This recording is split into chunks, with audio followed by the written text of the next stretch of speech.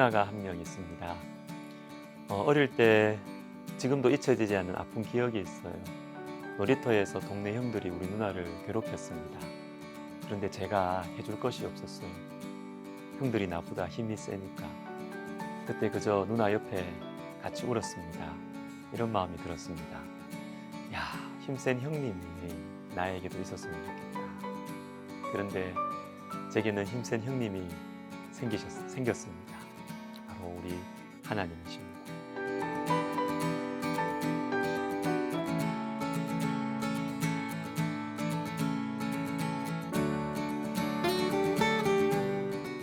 오늘 본문에서 하나님께서는 내 백성 이스라엘을 위하여 만국을 심판하십니다. 연약한 하나님 백성들을 괴롭혔던 나라들, 사람들을 하나님께서 대신 싸워주시는 것입니다. 대신 싸워주시는 하나님.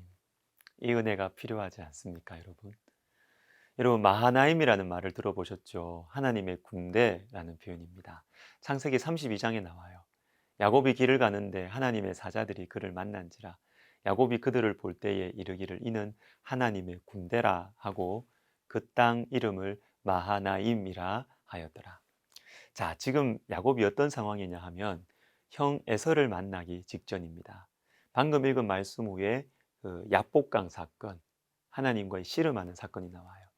20년 전에 속이고 도망쳐 나온 형을 다시 만날 건데 무서워요. 그런데 하나님께서 야곱에게 이 무서운 상황 속에서 앞두고 하나님의 군대 마하나임을 보여주십니다. 뭘까요? 하나님이 대신 싸워주시겠다는 것이죠.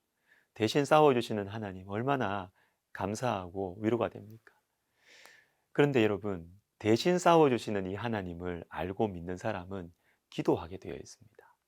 시편 109편 2절부터 4절을 읽어드리겠습니다. 그들이 악한 입과 거짓된 입을 열어 나를 치며 속이는 혀로 내게 말하며 또 미워하는 말로 나를 두르고 까닭없이 나를 공격하였음이니이다. 4절 나는 사랑하나 그들은 도리어 나를 대적하니 나는 기도할 뿐이라. 제가 참 좋아하는 말씀인데요. 이 시인을 괴롭히는 사람들이 있었습니다. 악한 말로 모욕하고 험담하고 거짓말하고 너무 힘들었어요. 근데 이때 하나님의 사람들이 뭐 합니까? 기도합니다. 나는 기도할 뿐이라. 여러분, 나중에 이 시편 109편 뒷부분 쭉 읽어보시면 내용이 심상치 않아요. 나를 괴롭히는 사람들을 내가 저주합니다. 이들의 연수를 짧게 해달라고 기도하고 이들의 직분을 다른 사람들이 차지하게 해주시고. 그런데 여러분, 중요한 것은 이것을 사람 앞이 아니라 하나님 앞에 부탁하고 있다라는 것입니다. 내가 원수를 갚지 않아요. 아마도 나보다 힘이 센 사람들이었을 것 같습니다. 하나님 앞에 엎드려 가지고 하나님이 원수 갚아달라고 기도하는 것입니다. 나는 사랑하나 그들은 도리어 나를 대적하니 나는 기도할 뿐이라. 대신 싸워주시는 하나님을 알고 믿는 사람은 기도합니다. 출애굽기 17장에 나오는 이 아말렉 전투가 대표적인 예입니다. 모세가 여호수아에게 이르되 우리를 위하여 사람들을 택하여 나가서 아말렉과 싸우라. 내일 내가 하나님의 지팡이를 손에 잡고 산 꼭대기에 서리라. 뭡니까? 여호수아야, 여호수아야, 나가서 싸우라. 나는 하나님의 지팡이를 들고 산 꼭대기에서 기도하겠다라는 것이죠. 모세의 기도의 손이 올라가 있으면 전쟁에서 이기고, 그러나 기도의 손이 내려오면 전쟁에서 져요. 이게 뭡니까? 하나님께서 대신 싸워 주시는 것입니다. 이 믿음이 있으면 기도합니다. 내가 원수를 갚는 대신에 나 대신 싸워 주시는 하나님께 기도하는 것이죠. 자, 2017년 여러분 요즘에 유명한 이 다니엘 기도회에서 말씀을 전하셨던 분들 중에 조세핀 김이라는 이 하버드 대학 교수님이 계십니다. 이분은 가난한 개척교회 목사님의 따님이었어요. 어릴 때부터 신앙교육을 철저하게 받으셨습니다. 근데 집안이 너무 가난했어요. 그래서 어릴 때 이 딸이 아버지 이것 좀 해주세요 라고 하면 아버지가 뭐라고 말했냐면 왜 나한테 말하니? 네 아비에게 가봐 이렇게 하셨대요. 네 아비 누구죠? 하나님 아버지를 말하는. 한 번은 이런 아버지가 너무 원망스러워서 이렇게 말했대요. 나는 아버지가 없는 것 같아요. 이 부모의 가슴에 비수를 꽂는 말을 했죠. 근데 이때 아버지가 하시는 말씀이 그래 고맙다. 어릴 때부터 너희를 육신의 아버지가 아니라 영적인 아버지 의지하는 것을 가르치려고 했는데 그것이 이루어졌구나. 저는 잘 모르지만 이 교육학적으로 상담학적으로 이게 권장할 만한 양육 방법은 아닌 것 같습니다. 그렇지만 이 부모님들, 목사님, 사모님에게는 특별한 믿음이 있었던 것 같습니다.